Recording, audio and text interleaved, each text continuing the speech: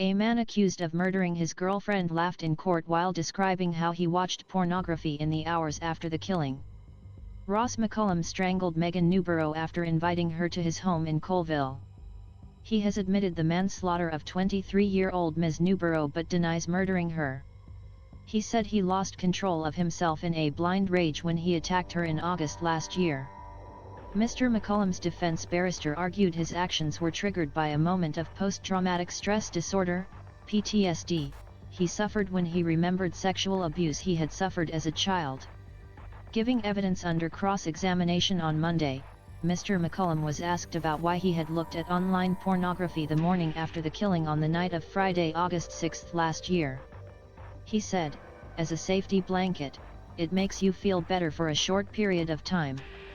John Cameg KC, prosecuting, asked Mr. McCullum, "That's what you did at 7 a.m., for some 17 minutes, after killing Megan?"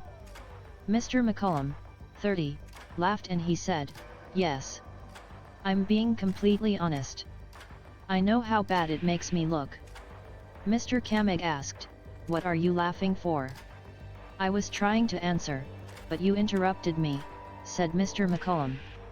He told the court he accessed pornography as escapism from what I've just done.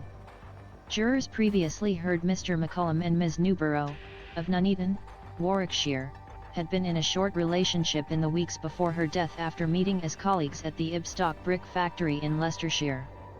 The court heard was told he sent text messages and voicemails to Ms Newborough's phone, knowing she was dead, having cut her throat with a knife and used her own car to dump her body in undergrowth lane near Woodhouse Eaves, Leicestershire.